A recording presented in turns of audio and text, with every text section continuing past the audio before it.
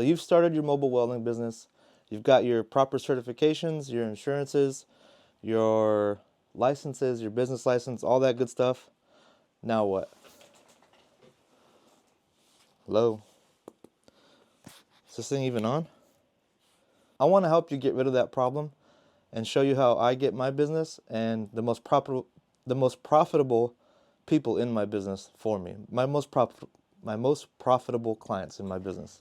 So number one, too close. Number one, other general contractors. Other gen contractors. Okay, that looks horrible, but you get the point.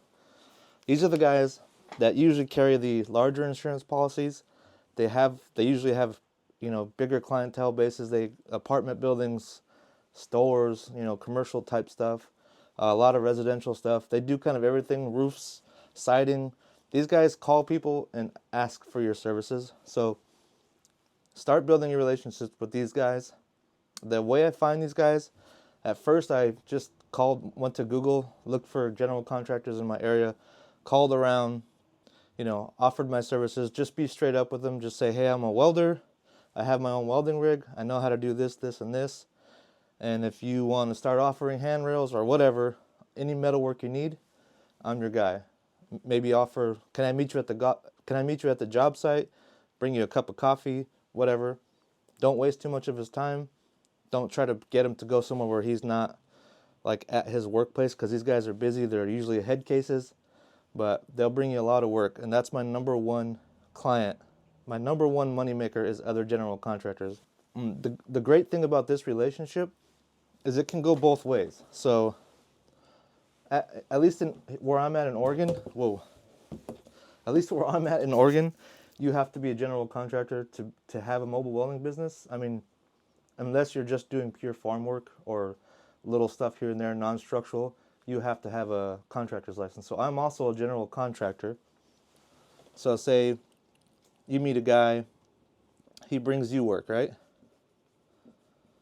You can turn around and bring him work that he'll pay you for. So say you're at somebody's house or whatever. Hey, do you know a guy that does roofs? Yeah, we do roofs. You don't do roofs, but you know somebody that does. You get a finder's fee, or you ask him what he's charging for a roof. You put the bid on the roof yourself. You add your little percentage on top of that. You make money for what he does, and that's what he's doing to you. He's calling you. He doesn't do the metalwork himself. He needs a handrail built. He calls you, and he makes money on top of your handrail. That's just how this works. 2.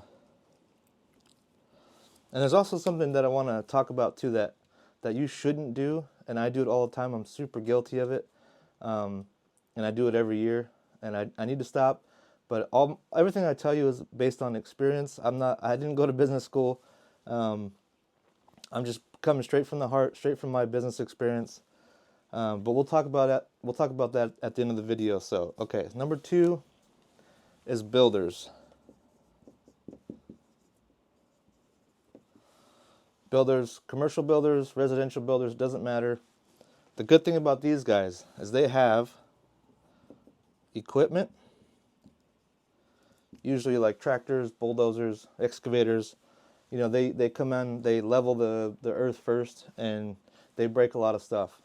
Not only that, they need stuff for their buildings too, like handrails, all kinds of stuff. Even repairs, sometimes they break stuff, okay, on the building. So, those are good clients to have. They usually have a bunch of work for you. If they do have work for you, they have a bunch. Now, how I find these guys, I go to the home sites. I go to where, like one of our big builders out here is like Holt Homes. Kind of notoriously cheap, but if you're looking for work and consistent work, companies like this can bring you in quite a bit of work. They're building, 200 homes at a time. They break a lot of stuff. Sometimes they might have a contract that requires a handrail in front of every house. They all have a 30-inch or more drop on their patio. They all need a little 4-foot handrail. You never know. These are great clients to have. Notoriously on the cheaper side, that's why they're number 2, just because you don't make as much money as they usually have a budget that they're trying to stick to, and they got to take you down a peg. But if you're looking for consistent work, builders are a great way to do it. And also, the owners of these building companies, they're not always at the job site, so sometimes you have to look for management or call the company, ask if you could set up a little 2-minute meeting with the owner or management or project manager, whatever. And also another thing, at their job sites, you pull up in your rig, right? The builder is typically not the only one out there building that house. It's other contractors. I need to learn how to write on a whiteboard better.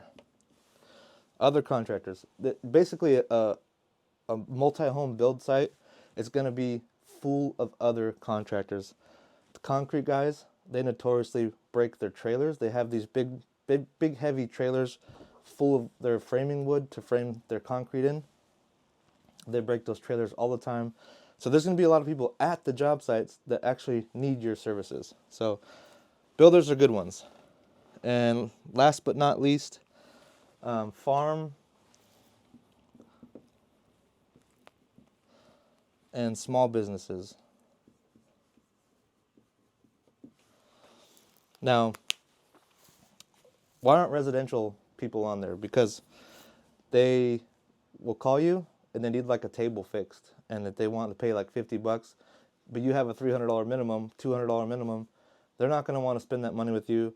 I wouldn't bother knocking on people's doors. They just don't want to spend the money with you. They're not business owners. They typically don't know how much your service costs. So just if someone calls you from your Google profile or whatever, and they need some help, and you feel like being helpful, knowing that you're not going to make a bunch of money, you can go ahead and do that. I mean, we need to help people out once in a while, but farms are good because their equipment breaks. They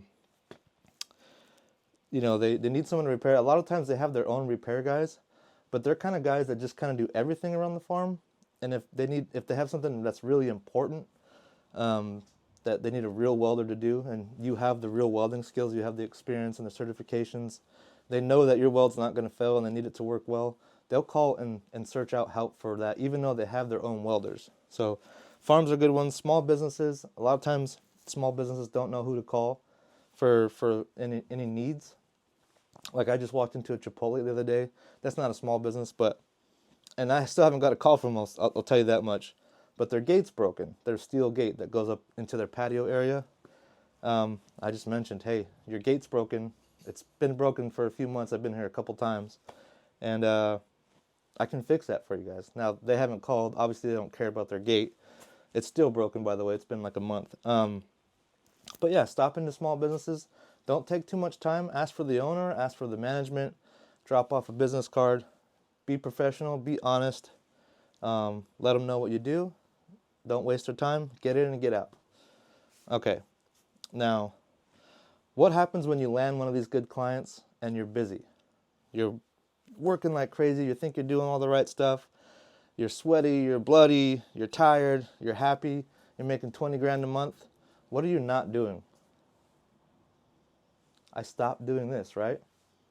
What happens when your main guy that you got out of one of these gets slow? Well, you get slow. I'm actually going through this right now. I stopped doing this because I was making money and I was happy. And now, I mean, we're in the slow season anyway, but now I am slow because I didn't keep up on this. So that's the number one thing. When you get busy, always make time to do this. This is the most important part of your small business. You will fall apart if you don't keep doing this. Especially, I'm lucky because I've been in business for 10 years now. I have a large enough client base to kind of keep me going. I do get slow, but I have contracts that go through the winter too because I branched my business out a little bit and offered some different services, and that's helped me a lot. But because I stopped doing this, I don't have much welding work right now. So, but yeah, I hope this helps somebody. I want to keep you guys busy, keep you going, and get you going. I really appreciate you watching. If you made it this far, hit that like and subscribe. I hope that you are prosperous in your adventure and happy. So thank you for watching. Okay, let's go over some spelling errors. Bidders, builders. What else? General contract, work.